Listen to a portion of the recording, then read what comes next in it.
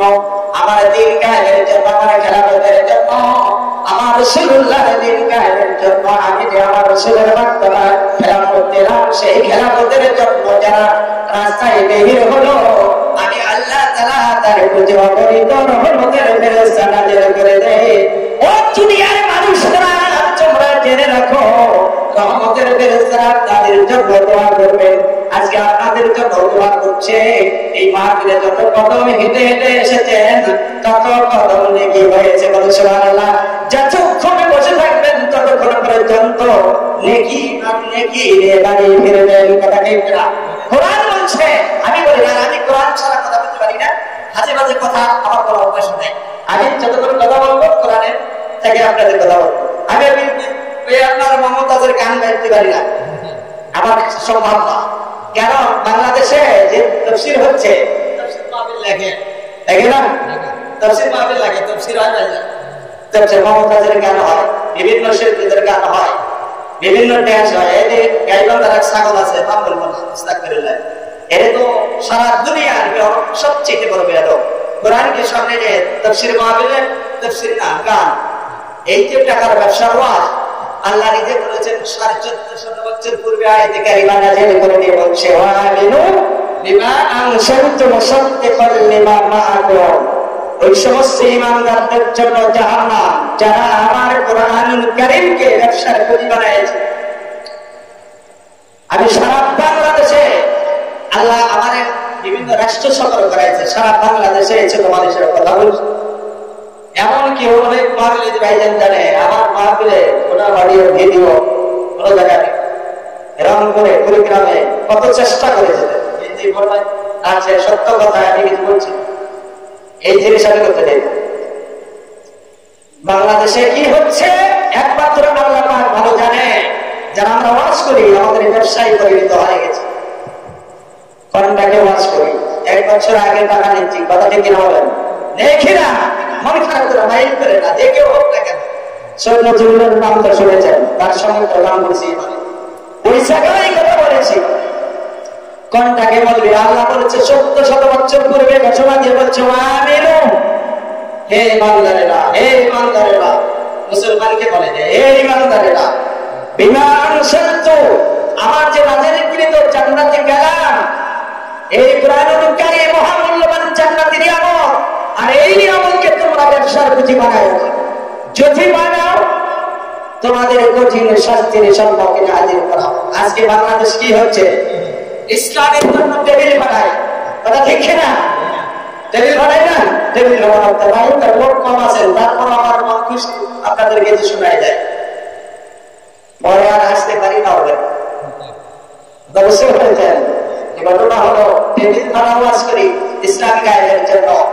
আল্লাহ কয়, রে মুনাফিক, তোর এই টেবিল বানানোর চিন্তা আমি তো জানি, তুমি তো ইসলাম কায়েমের জন্য ধাবাও নাই, তুমি টাকা পাইলে আসে ধাবাবা, টাকা না পাইলে এসে ধাবাবা না। আমার একজন খুব ক্লোজ বক্তা, আমার সঙ্গে প্রায় সমাগম পড়ালেখা খুব পরিচিত বন্ধু মানুষ, 1 লক্ষ টাকা লাগাইছে। ওরে আমি বলছি ফোনে ডাইরেক্ট, আমার বলছে বসুন সাহেব, বাদানি সাহেব, আপনি যে ফতুয়া দিয়ে সন্ত্রাস করলেন আমাদের। আরে আমি ফতুয়া দিই, এটা তো আল্লাহ স্বয়ং 1450 বছর পূর্বে ফতুয়া দিয়েছে আল্লাহ, আমি কেন ফতুয়া দিলাম? আমি ফতুয়া দিই নাই। এই জন্য আপনাদের সবাইকে আমি অনুরোধ করবো, যারা আলেম বাবা, কোরআনকে ইসলামকে সঠিকভাবে খেলাফত কায়েমের জন্য যদি বাস্তব অন্তর থেকে, যদি অন্তরে থাকে খেলাফতের জন্য চিন্তা চেতনা, তাহলে ব্যবসা বন্ধ করেন, যে মানুষের দ্বারে দ্বারে করেন, ইসলামের জন্য আল্লাহর নবীর কল্যাণ বাবার শহীদ করে সাহাবীরা। আল্লাহ পাক বলেছেন, ইন্নাল্লাযীনা আমানু ওয়া আনতুম বিহি মিনাস সাহাবিহি, ও পৃথিবীবাসীরা জেনে রাখো ঈমানদাররা, তোমরা যদি ঈমান আনো, গ্রহণ করো, তাহলে আমার নবীর সাহাবীরা যেমনি ভাবে ঈমান এনেছে, আমার নবী এবং রাসূলুল্লাহ সাল্লাল্লাহু আলাইহি ওয়াসাল্লামের সাথে ইসলামের যে মিল আছে, সেই ইসলামের প্রতি ঈমান আনো, ইসলাম গ্রহণ করো। ভারতবাজি ইসলাম প্রচার করে, ভারতবাজি ইসলাম মেনে ইসলামের খেলাফত কায়েম জিন্দেগিতে হবে না, অসম্ভব। কথা ঠিক কিনা বলো? এটা আমি বক্তা, আমার জীবনের বিপ্লব ঘটবে। 2 চাকা ছিল 4 চাকা হবে, অট্টালিকা হবে, কিন্তু ইসলামের 4 পয়সা মূল্য হবে না। আমার সামনে বক্তা টাকা দেবে, নিজে দেখেছি। পরে বললাম যে ভাইজানটা কি না, আমি 30,000 40,000 টাকা নিচে ওয়াজ করি। সর্বনাশ সর্বনাশ হয় না। আবার কয়েকটি জায়গা আছে এরা মানুষ তো পাগল, এক জায়গায় নাম বলবো না, 1 লক্ষ টাকা ওয়াজ করলো, পরে আসে কয়ে হুজুর এগুলা কি ওয়াজ করলো? হ্যাঁ যেন তারা তো এদের ভক্ত, সমস্যা কোন জায়গা? টাকা দিচ্ছেন তারা নিচ্ছে, এরাও ব্যবসা, এরকম কেউ আবার এই আমাদের দেশে এমন কিছু আছে ভারত ইসলাম প্রচার করে পুরস্কার নিচ্ছে, গ্রহণ করছে। এই জন্য ইসলাম সঠিক ইসলাম ওলি আল্লাহ যারা থেকে নিয়ে সাহাবীরা এসেছেন, এই সাহাবীরা সরাসরি ওলি আল্লাহদের কাছে ইসলাম চলে এসেছে। এই ওলি আল্লাহদের চেহারা দেখে মানুষ কোটি কোটি মানুষ চেহারা দেখে মুসলমান হয়েছে। বলে সুবহানাল্লাহ। আসসালামু আলাইকুম ওয়া রাহমাতুল্লাহি ওয়া বারাকাতুহু। نحمده ونستعينه ونستغفره ونؤمن به ونتوكل عليه ونعوذ بالله من شرور أنفسنا من سيئات أعمالنا، من يهده الله فلا مضل له ومن يضلله فلن تجد له وليا مرشدا. الله أكبر. وأشهد أن لا إله إلا الله وأشهد أن محمدا عبده ورسوله.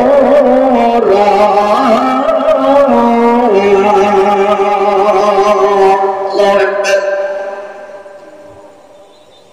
الذي أرسله بالحق بشيرا ونذيرا وداعيا إلى الله بإذنه وسراجا وقمرا منيرا. الله أكبر. وقد قال الله تعالى في كلامه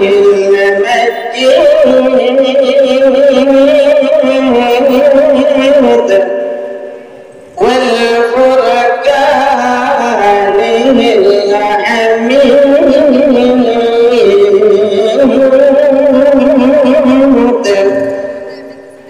আমার সাথে সাথে মহব্বতের শরীফে পড়ুন আউযু বিল্লাহ। প্রধান বক্তা আমাদের সামনে ইনশাআল্লাহ আমাদের মঞ্চে আমাদের আসরে হাজির হয়েছেন।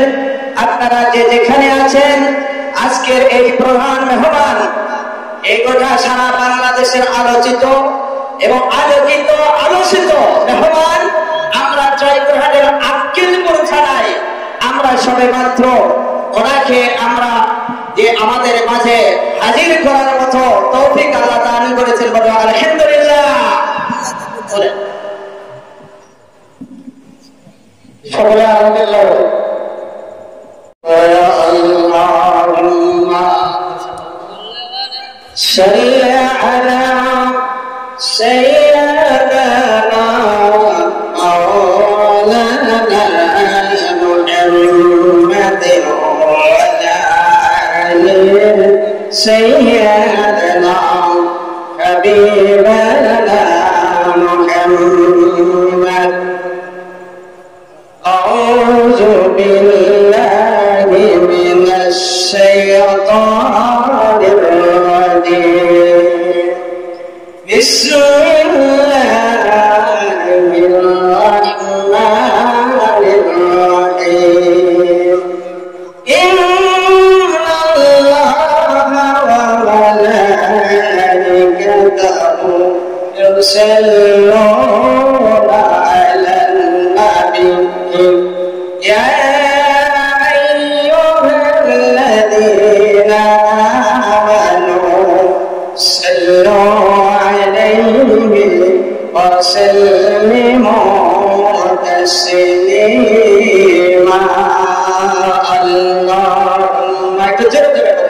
صل على سيدنا مولانا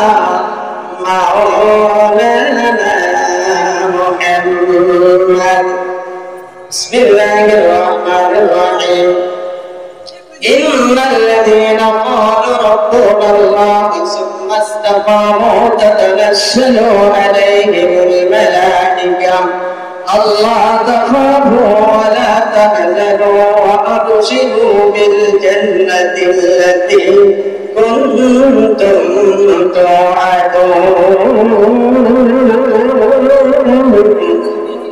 نحن أولياؤكم في الحياة الدنيا ولكم فيها أنفسكم ولكم فيها ما تشتهي ولكم فيها ما تدعون نزلا من غفور رحيم. الله أكبر صدق الله العظيم أو كما قال رسول الله صلى الله عليه وسلم رب قارئ القرآن والقرآن يلعن صدق الله العظيم وصدق رسوله النبي الكريم. প্রশংসা করছি সে রবের দরবারে যে আল্লাহ পাক দয়া করে মায়া করে এই নর্থ বেঙ্গলের ছোট্ট একটি জেলা জয়পুরহাট সীমান্তে আটকেলপুর উপজেলা পৌরসভার নাকি পৌরসভার পাশে পৌরসভার সংলগ্ন যাই হোক ছোট্ট একটা গ্রামে আল্লাহ পাককে মনোনীত করে 10 মহরম গতকাল চলে গেছে। গতকালকে কিন্তু আমার লোক বলছিল ভাই যে আপনি সকালে ফোন দিয়ে হঠাৎ করে বললেন যে প্রোগ্রামটা বাতিল হয়ে গেল, আপনি দয়া করে মেহরবানি করে বেদবিনা মনে করুন আপনি আগামীকাল আসেন। যাই হোক আল্লাহ আমার জন্য একটা মঙ্গল হয়। গতকাল আমার একটা প্রোগ্রাম ছিল, আমার একটা বড় একটা প্রোগ্রাম ছিল যেখানে কমপক্ষে 3000-এর মতো মানুষ, সেখানে আমি বক্তৃতা করলাম। যাই হোক আল্লাহ এটাই আমার জন্য মঙ্গল দিচ্ছেন। ভাইজান বললেন যে আগামীকাল। যাই হোক আল্লাহ ভাইজান আমাকে বারবার বলতে হলো আপনি একটু দোয়া করেন যে আকাশের যে অবস্থা কি হয়। আমি ভাইজানকে বললাম শোনেন আমি ছোট্ট মানুষ, খানায় কাবার আল্লাহ বহুবার রয়েছে, এই যে আমার ভাইজান আমার পাশে আছে, একসঙ্গে আর আমার ময়দানে যতবার গিয়েছি আমি ভাইজানকে বড় আশা করে আল্লাহর উপর ভরসা করে বললাম যে আপনি একনিষ্ঠ আল্লাহর উপর ভরসা রাখেন, আপনার মাহফিলের দিনে আকাশ ইনশাআল্লাহ আল্লাহ পাকা করে দিয়ে চাঁদ উদিত করে দিবেন। সুবহানাল্লাহ, আলহামদুলিল্লাহ। হয়েছে কিনা? ভাইজান আমাকে বললেন আপনার দোয়া রাখুন। আমি বললাম আমার ছোট মানুষ, আমার কত নেককার আল্লাহর গোলাম আছে, গতকাল আমি দোয়া করেছি এই মাহফিলের জন্য। আমি হুজুরকে বললাম, আমার যে বড় হুজুর আছে তাকে বললাম ওনাকে হুজুর একটু দোয়া করে, বললেন যাও মাহফিল ভালো হয়। বাস্তব আজকে আগে সারাটা দিন এই প্রচন্ড তাপ গরম, তারপর রাতের বেলা দেখেন আকাশ চাঁদ আল্লাহ তাআলা কি সুন্দর উদিত বৃষ্টি হাসির আলো দিয়ে আলোকিত করে দিয়েছে, জীবন ধন্য করে দিয়েছে জগৎবাসী। সুবহানাল্লাহ। সেই মনিবের দয়া করে মায়া করে আজকে এই কোরআন কারীমের মাহফিলে ওরে আল্লাহ দরবারে আসা এবং কিছু কোরআন কারীম এবং হাদিসে নববী সাল্লাল্লাহু আলাইহি ওয়াসাল্লামের পবিত্র হাদিস মুবারক থেকে কিছু আলোচনা করা এবং শোনা আমাদের তৌফিক দান করেছেন। এই জন্য সেই মনিবের দরবারে প্রাণ খুলে অন্তরের অন্তঃস্থল থেকে সুরতের কণ্ঠে শুকর গুজার করছি আলহামদুলিল্লাহ। লাখো কোটি দরুদ ও সালাম সাইয়্যিদুল আম্বিয়া মুহাম্মদ রাসূলুল্লাহ সাল্লাল্লাহু আলাইহি ওয়াসাল্লামের প্রতি। যে মহান আমার আপনার প্রিয় নবীজি যার সুপারিশ ছাড়া কিয়ামতের মাঠে কোন নবী রাসূলের নাজাতের ব্যবস্থা নাই, কোন রাষ্ট্রপতির নাজাতের ব্যবস্থা নাই। সেই প্রিয় নবীজির সুপারিশ আপনার আমার সেই কঠিন মুসিবতের দিন, এই দিন গোটা জমিন আগুনে পরিণত হয়ে যাবে। তাম পৃথিবীর পাহাড়ে গলে গলে মনের মতো টপ টপ করে গলিয়ে দেবে। সমস্ত সমুদ্র পাহাড় পর্বত একাকার হয়ে যাবে, সমতলে পরিণত হয়ে যাবে। মানুষ হয়ে যাবে, সেন্সার হয়ে যাবে, পাগল হয়ে যাবে।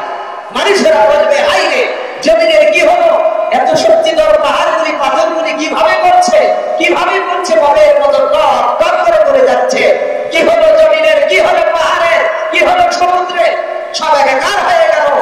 আল্লাহ সেই দিন বলবে, আল্লাহ বলে যে বান্দা, আমি জমিন সৃষ্টি করেছি, আমি আকাশ সৃষ্টি করেছি, জমিন সৃষ্টি করেছি, পাহাড় সৃষ্টি করেছি, সমুদ্র সৃষ্টি করেছি, চন্দ্র সূর্য সব কিছু সৃষ্টি আমি করেছি। সেই রব আহকামুল হাকিমিন ইন্নাকা আলা কুল্লি শাইইন কাদির, আমি শক্তিধর খোদা সেই আল্লাহ তাআলা সুবহানাহু ওয়া তাআলা জাল্লা শানুহু, আমি সেই আল্লাহ যেমন শক্তিধর, সেই শক্তি দিয়ে পাহাড় সৃষ্টি করেছি, সেই শক্তি দিয়ে আমার পাহাড়কে আমি কি করেছি, মবের মতো বানিয়ে দিয়েছি।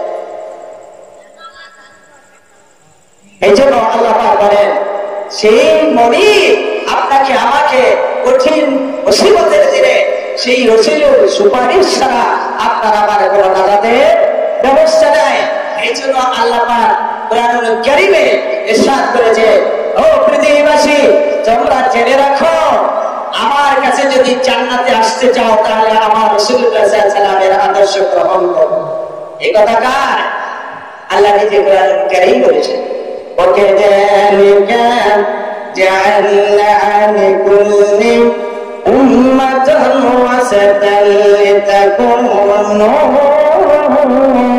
شهداء على الناس وليكون الرسول عليكم شهيدا।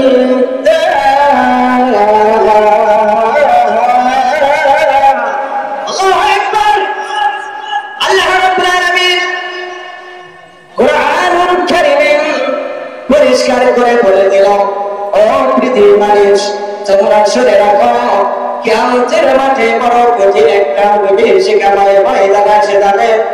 এই ময়দান দিয়ে নিচে তোমরা দাঁড়িয়ে থাকতে পারবে না, সমস্ত মাটিগুলি ঘুরে তামায় পরিণত হয়ে যাবে, পাহাড়গুলি মমের মতো টপ টপ করে পড়তে থাকবে, আর সমুদ্রের পানি আর সেদিনে পানি থাকবে না, সব বিষাক্ত পানি পরিণত করে দেয়া সেই সমুদ্রগুলির সমতলে পরিণত করে দিবে।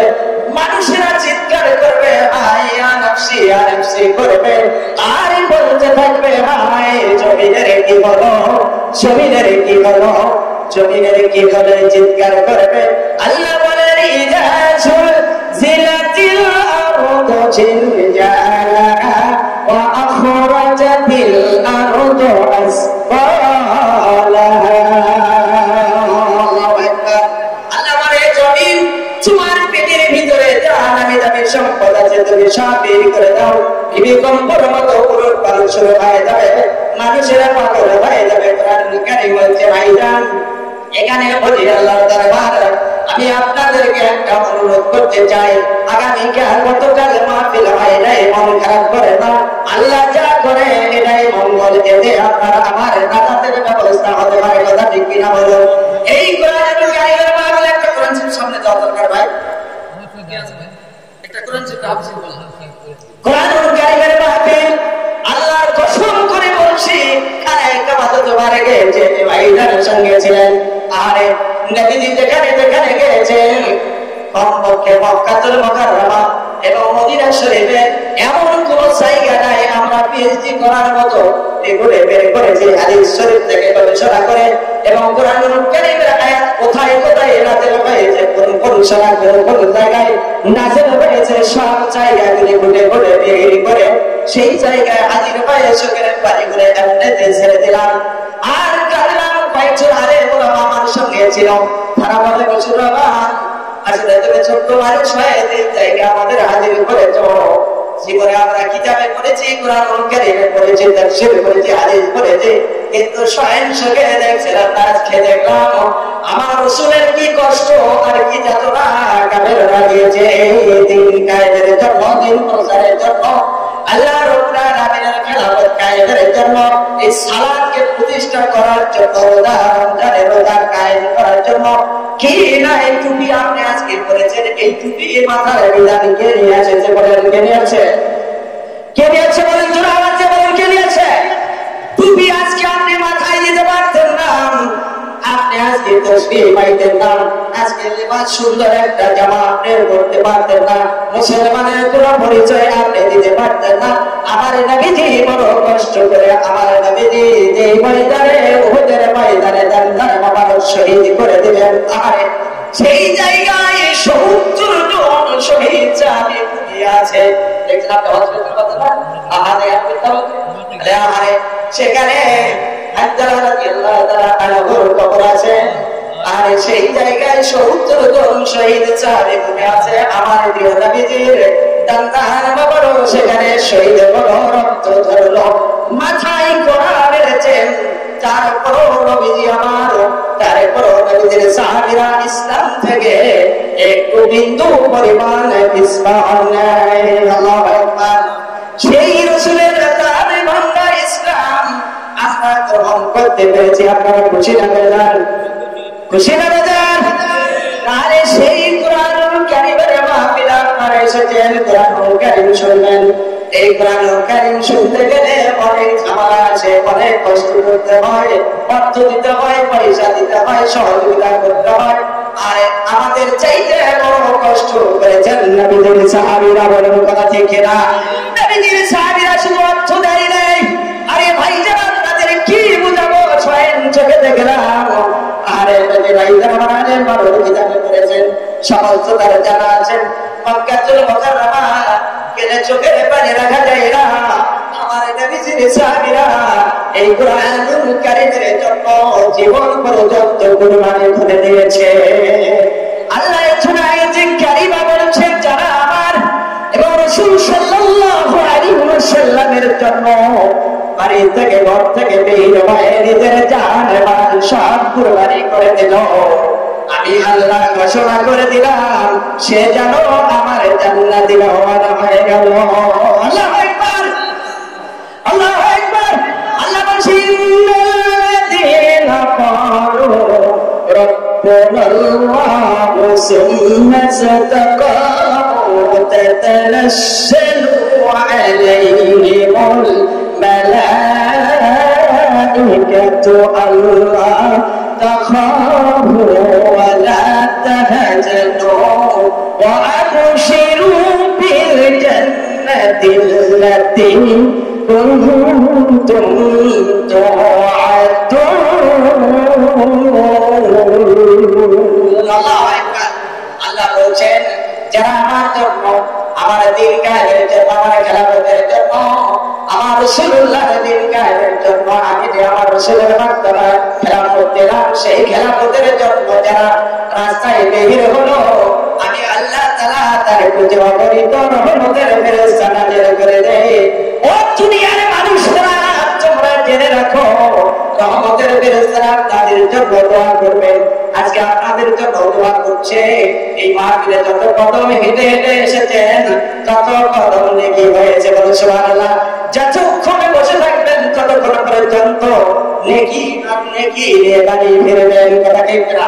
কোরআন বলছে, আমি বলি না, আমি কোরআন ছাড়া কথা বলতে পারি না, মাঝে মাঝে কথা আমার কোনো অভ্যাস নেই। আমি যতক্ষণ কথা বলবো কোরআনের থেকে আপনাদের কথা বলবো। আমি আপনার মমতাজের গান গাইতে পারি না, আমার সম্ভব না। কেন? বাংলাদেশে যে তাফসীর হচ্ছে, তাফসীর মাহফিল লাগে না, তাফসীর মাহফিল লাগে, তাফসীর হয় না, তাফসীর মমতাজের গান হয়, বিভিন্ন শিল্পীদের গান হয়, বিভিন্ন ড্যান্স হয়। এই যে গাইবান্ধার এক ছাগল আছে, নাম বলবো না, আস্তাগফিরুল্লাহ, এটা তো সারা দুনিয়ার সবচেয়ে বড় বেয়াদব। কোরআনকে সামনে নিয়ে তাফসীর মাহফিলে তাফসীর না, গান। এই যে টাকার ব্যবসা হওয়া, আল্লাহ নিজে বলেছেন 1450 বছর পূর্বে আয়াতে কারিমা নাযিল করে দিয়ে বলছে, ওয়ালিনু বিমা আনসারতু মুসাদ্দিকাল লিমা মাআকুম। ওই সমস্ত ঈমানদারদের জন্য জাহান্নাম যারা আমার কোরআনুল কারীমকে ব্যবসার পুঁজি বানাইছে। আমি সারা বাংলাদেশে, আল্লাহ আমার বিভিন্ন রাষ্ট্র সফর করাইছে, সারা বাংলাদেশে এসে তোমাদের সাথে কথা বলছি। এমনকি অনেক মাহফিলে ভাইজান জানে, আমার মাহফিলে কোনো অডিও ভিডিও কোনো জায়গায় রংপুরে কুড়িগ্রামে কত চেষ্টা করেছিলেন, হিন্দি বলবেন আছে, সত্য কথা আমি কিছু বলছি, এই জিনিস আমি করতে চাই। বাংলাদেশে কি হচ্ছে একমাত্র আল্লাহ পাক ভালো জানে। যারা আমরা ওয়াজ করি, আমাদের ব্যবসায়ী পরিণত হয়ে গেছে। কোরআনটাকে ওয়াজ করি, 1 বছর আগে টাকা নিচ্ছি, কথা ঠিক কিনা বলেন?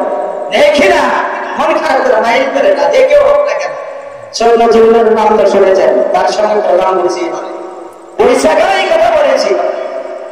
কোনটাকে বলবে? আল্লাহ বলেছে 1400 বছর পূর্বে ঘোষণা দিয়ে বলছে আমিনু, হে ইমানদারেরা, হে ইমানদারেরা।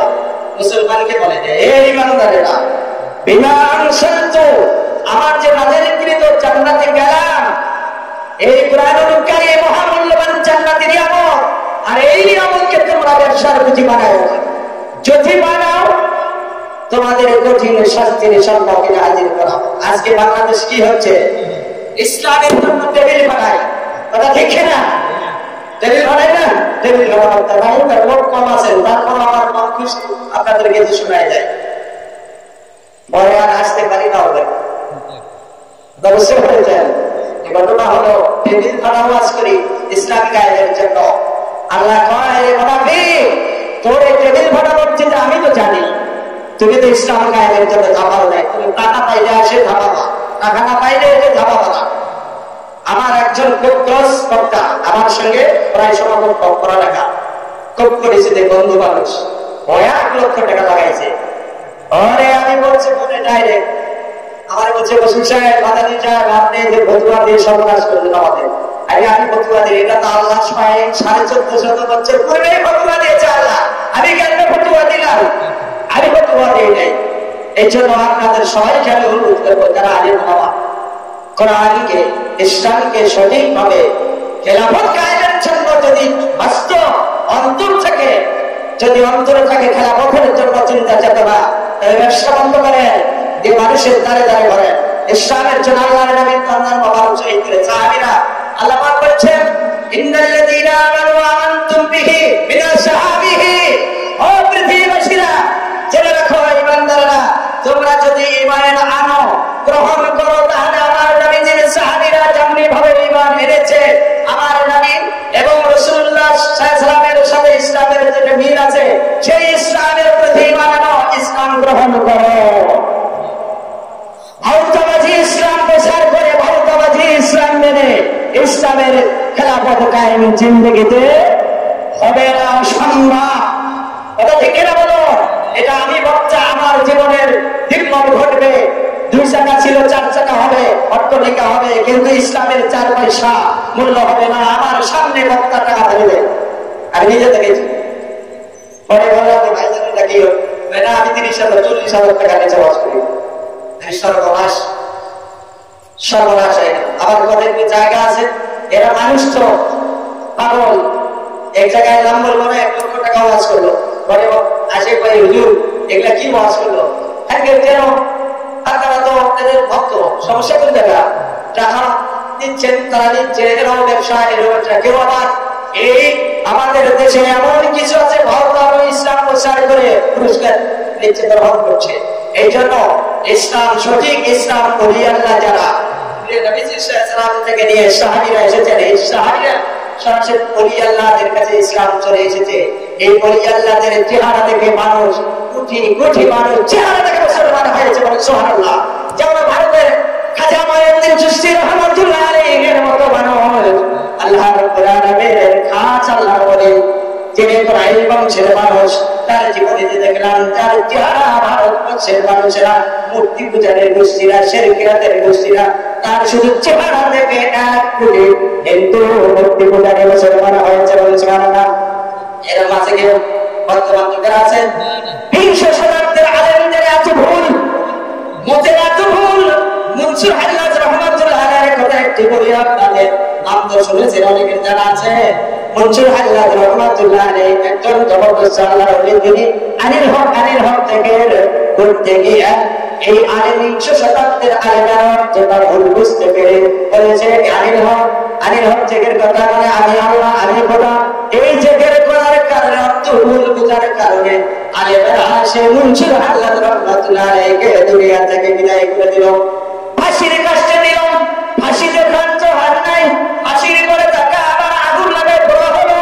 পোড়ার পরে শুধু তাই না, ছাইগুলো পানির সাথে মিশ্রিত করে সমুদ্রে ফেলে দিল। সমুদ্রের পানি তরঙ্গ ঢেউ আনিল হক বলে দেখে শুরু করে দেয়। সেই সময় 70,000 সকলেই বুঝতে পেরেছে আমরা আসলে ভুল করে ফেলে দিলাম, কারণ মনসুর আল্লাহ রাহমাতুল্লাহ আলাইহি একজন বিশিষ্ট আলেম, দিন শুধু আলেম নয়, একজন বিশ্ববরণ্য পরিকাবের। আল্লাহু আকবার বলুন।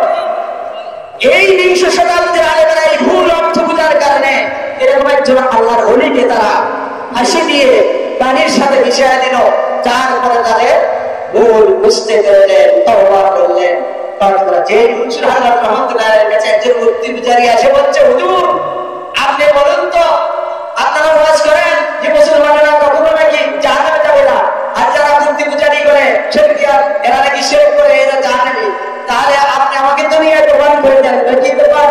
তাহলে আপনার শরীরের জুব্বা আর আমার শরীরের জামা এই দুটি কাপড়ে এক জায়গায় করি, তারপর যাওয়ার পরে এমন লাগাই দেখি কার কাপড়ে আর কার কাপড়ে না। তাহলে যদি দেখা যায় আমারটাই করে, তাহলে আমি বাস্তব জানবো ইসলাম সত্য, আমি মুসলমান হয়ে যাবো। ঠিক আছে তোমাকে বলবো, হুজুর না আপনারটা আগে বলেন। ঠিক আছে নাও, আমি বললাম এবার তোমারটা দাও, হুজুর আপনি মিশ্রিত করেন। হুজুর ভাই না না আমি মিশ্রিত করবো কেন? তুমি বলবা হুজুর এটা বলেছি করতেছে, তুমি নিজ হাতে করো, তুমি নিজ হাতে করো। তারপরে ওই মূর্তি পূজারী নিজ হাতে এবারে হুজুরের জামা আর নিজের শরীরের জামা তিনি মিশ্রিত করেছেন। করার পরে কিছু বলতে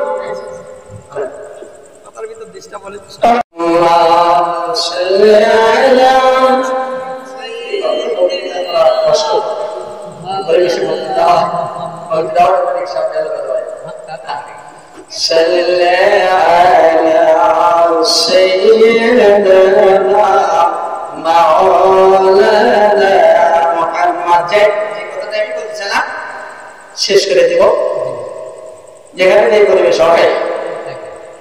যাই হোক, আল্লাহ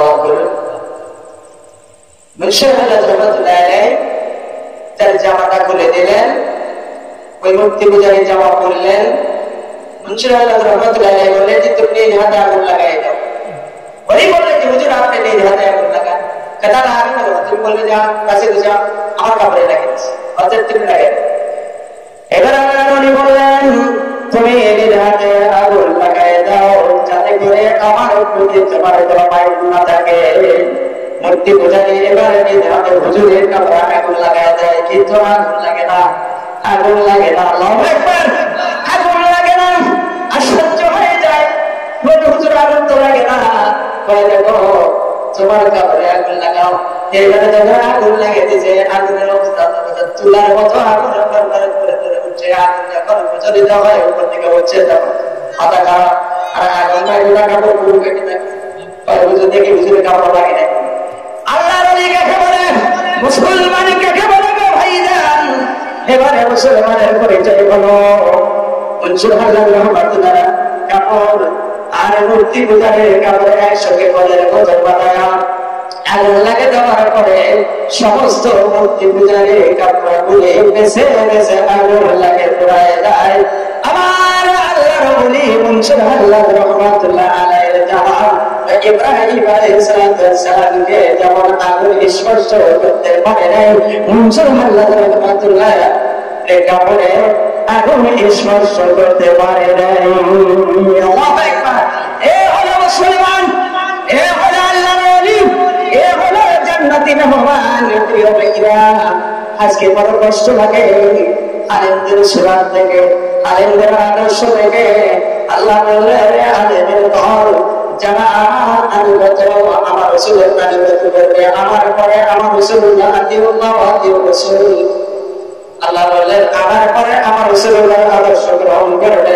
আল্লাহ বলছে ইন্নাকা লাআলা কুলুবিন আযীম, আমি আমার রাসূলকে উত্তম চরিত্র দান করেছি, সেই চরিত্র যারা গ্রহণ করবে তারা আমার জান্নাতে রওনা হয়ে যাবে। আল্লাহু আকবার। ভাইয়া আমার কি বলবো কষ্ট লাগে, সারা বাংলাদেশ ঘুরে দেখলাম, সারা বাংলাদেশে কোথাও ভালো পরিবেশ নাই, সব জায়গায় খালি অশান্তি আর অশান্তি। সবাই হুজুর শান্তি নাই, শান্তি নাই। দেখেন আপনারা বলেন আপনারা কি ভালো আছেন? ভালো আছে। আজকে বগুড়ার অবস্থা জানেন?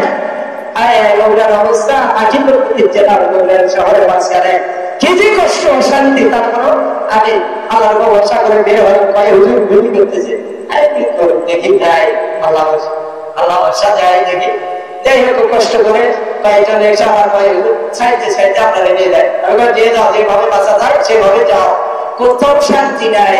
তাহলে শান্তি কোথায়? শান্তি আপনার একমাত্র এখন আমরা মনে করি শান্তি হলে কবরে নাকি, কিন্তু যদি কবরে থাকার শান্তির কাজ করে না যেতে পারি তাহলে কবরে কি শান্তি পাওয়া যাবে? যাবে বলেন? যাবে না। সাহাবীরা আবার কি অবস্থায়? আল্লাহ বলে ওরা তাহসাবান্নাল্লাযীনা কুতিলু ফি সাবিলিল্লাহি আমওয়াত ওয়াল আহইয়াউ ইনদা রাব্বিহিম ইয়ারযুকুন। আল্লাহ বলছে তোমরা আমার দ্বীন, আমার খেলাফত, সেই খেলাফতটা স্বয়ং আল্লাহ রাসূল সেই মিরাজ থেকে নিয়ে এসেছে। বলো আল্লাহু আকবার। আমার রাসূল মিরাজ থেকে যে খেলাফত দিয়েছে, এই খেলাফত বিশ্ববাসীর জন্য সালাতের উপহার দিয়েছেন। এটার প্রধান মেহমানের আগমন, শুভেচ্ছায় স্বাগতম, প্রধান মেহমানের আগমন, জোরে জোরে শুভেচ্ছায় স্বাগতম, প্রধানমন্ত্রীর আগমন,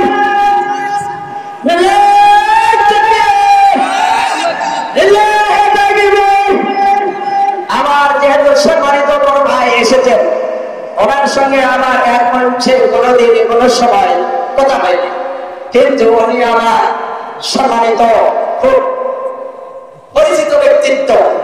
এক সময় বগুড়াতে আমার একটু দেখা হলো, কিন্তু অনেক আগে বানানো, আমি মুসাফা করে আমি বললাম যে হুজুর আপনি আমার পরিচিত ব্যক্তিত্ব, আমার একজন মেহমান মানে অসুস্থ রোগী মেডিকেল অপেক্ষা করছে, এই কথা বলে আমি পার হয়ে চলে গেলাম, কিন্তু সময় আমি দিতে পারি না, ক্ষমা প্রার্থী, আমার রুগী ছিল, এই কারণে আপনার দোকানে সময় দিতে পারি না। যাই হোক, এখন আমার সম্মানিত বড় ভাই যেহেতু মুরব্বী আমার, আপনাদের সব সিনিয়র মানুষ, আপনাদেরকে কোরআন ও হাদিসের আলোচনা শোনাবেন এবং মুক্ত করবেন, সেই অনুযায়ী আপনাকে আমাকে সকলকে যেন আল্লাহ তাআলা সেই রাসূলের আদর্শ নিয়ে মেনে চলে কবরে যাওয়ার তৌফিক আল্লাহ যেন আমাদের সবাইকে দান করেন। আল্লাহুম্মা আমিন। ওয়া আখিরু দাওয়ানা আলহামদুলিল্লাহি রাব্বিল আলামিন। আসসালামু আলাইকুম ওয়া রাহমাতুল্লাহি ওয়া বারাকাতুহু। ভাই এই চেয়ারটা সরান, আমি প্লাস্টিক গরম তো, এটা কি কবর নাকি? অন্য বাগানে সোফাটা সরাতে প্লাস্টিক চেয়ার। হ্যাঁ